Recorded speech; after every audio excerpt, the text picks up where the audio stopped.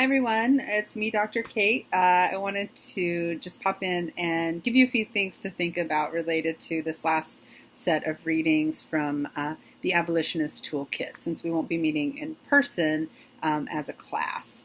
I hope that you all took the time to skim through these resources. I know we're all crunched for time at the end of the semester, but there's a lot of really important work in this last section.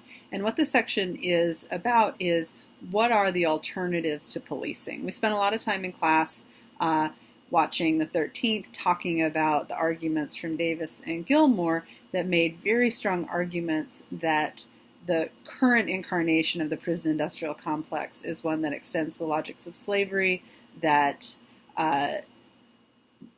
targets minority groups in particular, and cages people, that rather than solving the social problems, right? So if you think back to the problem map that we made in our last in-class meeting, this is what we're talking about, right? That the problem at the center, the problem of, say, murder, which we all agree is bad, what are the causes for that? As that map builds out, incarceration only deals with that thing in the middle. So what else can we do?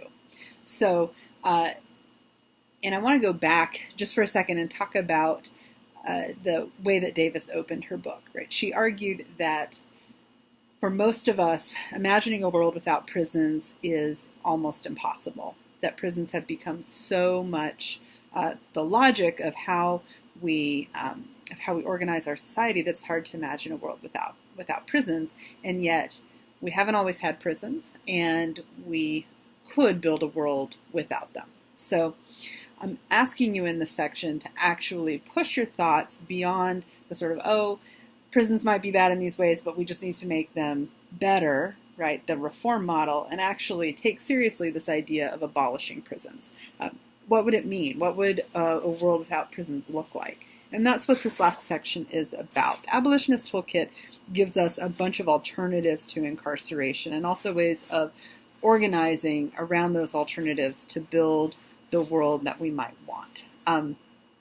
So I wanted to highlight a couple of those things. First, in both Davis's book and also in the Abolitionist Toolkit, they ask us to imagine what it is that we think we want when we say we want safety. So this is often the biggest resistance to the idea of abolition, that we can't not have prisons because what do we do with all the bad guys? Just a couple things to say about that. First, remember that the argument in the section is that prisons are not actually filled with bad guys. They're filled with people who've been convicted of things that we've labeled crimes, and the prisons are not just full of Jeffrey Dahmers, right? They're full of Oscar Grants, right? So that is sort of one response to that critique. The second is we have so many people in prison, and most of us spend a lot of time not feeling safe. And police and jails don't necessarily solve those problems. So Davis and the toolkit both ask, well, what would it mean to actually be safe? What kind of world would we want to design? So when you're thinking about that question, really think about, well, what would you need? And for a lot of us, it's things like knowing that I can walk from my car to my house, or walk from my house to my workplace without, and not get attacked by a car or by a person, right? So you want to feel safe moving through public space. Well, what would it mean to build that safety? Maybe it means designing streets in new ways, or a certain urban density that allows for street traffic, or public transportation that works and is reliable and safe, right? Those things. What would it, and so that might not seem like it instantly has something to do with incarceration, but it answers that question, what would it mean to keep us safe? The second thing I wanted to talk about is models of what Davis calls restorative justice. A lot of, one of the things that prisons are meant to do, right, is serve as people are punished for a crime and they pay back a debt to society. And what the readings in the film haven't really talked about is what happens when you're a victim of crime, right? And how do you get justice if we don't have prisons? So the first thing I want you to consider is we have prisons, are people getting justice? If when you are the victim of a crime, are you made whole by the system we currently have? So for some people, the answer will be yes. What they want is retribution, and retribution feels like someone being incarcerated. So that's one perspective. Another perspective is to ask ourselves, in the same way we might ask what it means to be safe, ask what would it mean to be made whole, right? If you have, if you've been wronged, right? So say, for example, your car gets broken into and stuff stolen out of your car. What would make you feel whole? Would it be knowing somebody went to jail or was on probation? Would it mean getting money back from that person to fix the damage that was done?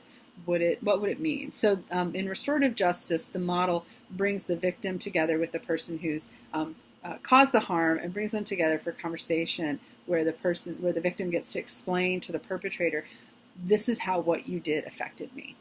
And the idea is that the person can then express what do I need to be made whole. So, for example, I had back when I had a car, it was broken into because it happens, and I really wish that the person who'd knocked out that back triangle window had just knocked on my door and said, "Hey, I need a few bucks for whatever it is," and I could have given them a few bucks instead of they got some old cookies out of my glove box and nothing else, and then I was out $400 to replace that tiny window. I could have said, "Hey, like, what do you need, and how can I, you get connected to resources so you get what you need, which isn't my car window, and I can get what I need, which is to not have this added expense that I really can't afford." So restorative justice is that model of bringing the people together to say, this is how it affected me and this is what I need. Now, I think it's easier to imagine that in cases of something like property crime, but when you think about crimes like murder, that can be a lot harder. So Davis gives an example of a family that went through the restorative justice program with someone who killed their son. So I urge you to go back and review that and put aside your assumption that that's impossible, right, to have a justice and forgiveness in those moments, and read about the experience of someone who actually went through that process. And so restorative justice is, I think, another important model.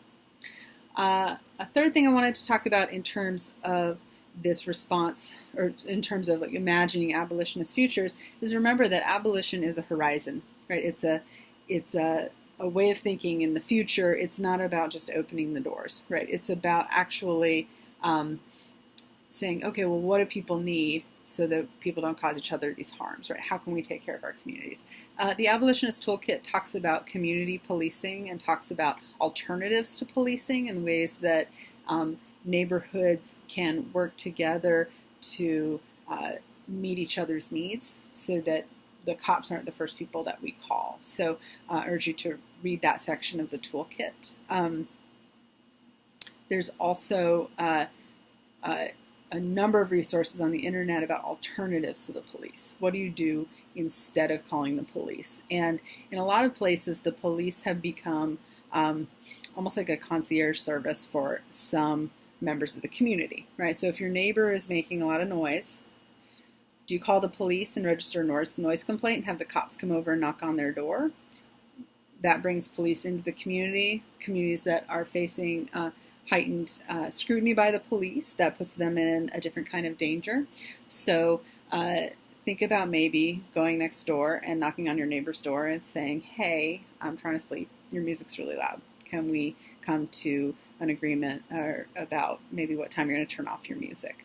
So things that are that basic are part of an abolitionist politic, one that says that prisons and policing are not the answer, that there's something else that can be done. And the last thing that I wanted to talk about is that abolitionist politics is also about what activists call decarceration. The idea that people who are already incarcerated, bring people out, lowering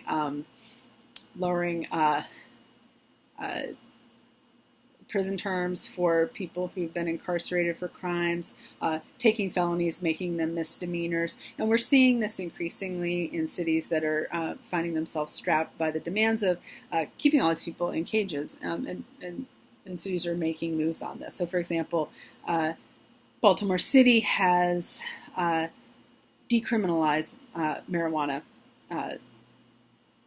possession, right? So if you have a small amount of weed, it is misdemeanor, not a felony. And so this decreases the number of people who are routed into prisons. What that doesn't do, though, is decriminalize selling it. So you'll see an uneven impact, right? The communities of people who are selling it are still facing prison at much greater rates than people who are users. And the sellers and the users, there's often a racialized and class difference between those communities. So decarceration, so decriminalizing weed is an example of decarceration, but not decriminalizing selling it gives you another example of how decarceration affects some communities over others.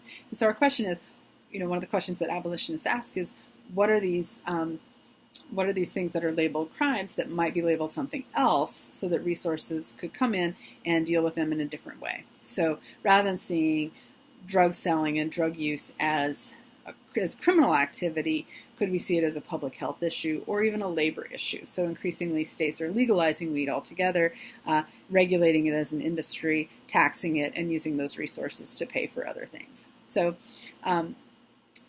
when we're thinking about abolition, I just wanted to stress, don't imagine it as just closing down all the prisons right now. Imagine it, think about it as a horizon that forces us to ask the big questions about what the world we really want would look like, how we would be safe, how we take care of each other, and how we tackle social problems when we know that putting people in cages doesn't actually solve them.